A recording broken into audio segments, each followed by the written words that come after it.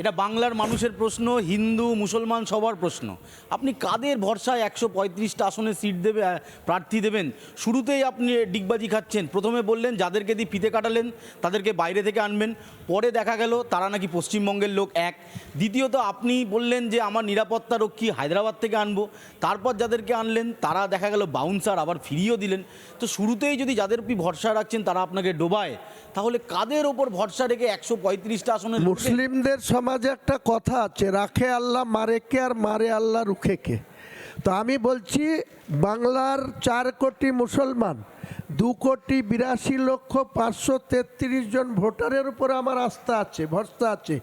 আগামী দিনে আমি দেখাবো বাংলার রাজনীতিতে এবং ভারতবর্ষের রাজনীতিতে অনেক বড় বড় নেতা, প্রায়ত প্রণববাবু থেকে শুরু করে প্রিয়রঞ্জন দাসমুন্সি থেকে শুরু করে কখনো কখনো কংগ্রেস থেকে বেরিয়ে গিয়ে তারা মানুষের কাছে গ্রহণযোগ্যতা পায়নি।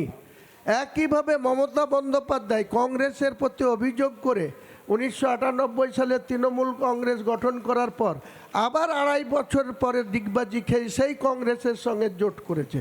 রাজনীতিটা কখন কি হবে কেউ বলতে পারে না। আমি একটা জিনিস বাংলার মুসলমান সমাজের কাছে রাখবো, আগামী ভোটের ময়দানে 135টা প্রার্থীকে জিতানোর উদ্দেশ্যে একটাই বলবো, যদি বিজেপিকে মেজরিটি পেতে দাও তাহলে বাবরি মসজিদ হতে দেবে না, যদি টিএমসিকে মেজরিটি পেতে দাও বাবরি মসজিদ হবে না।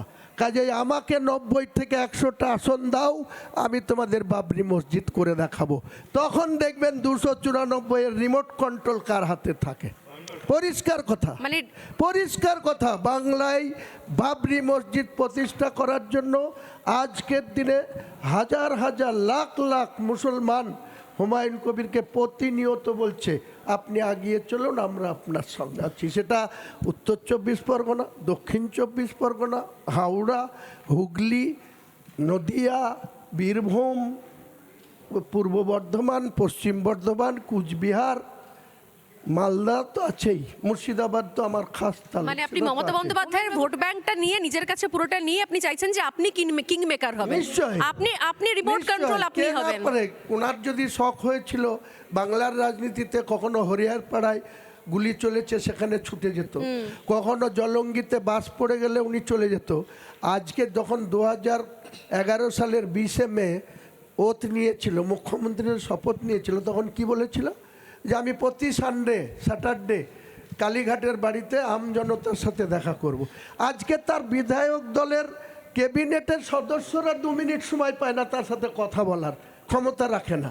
আমি বিধায়ক কতদিন উন্নয়ন বিনয় করেছি, আমার কিছু কথা আছে আপনি শুনুন। আমাকে চিফ সেক্রেটারির সামনে বলছে বলো, আমাকে ডিজিপির সামনে বলছে তুমি বলো, আমি বলবো না, আপনি পার্সোনাল সময় দিন।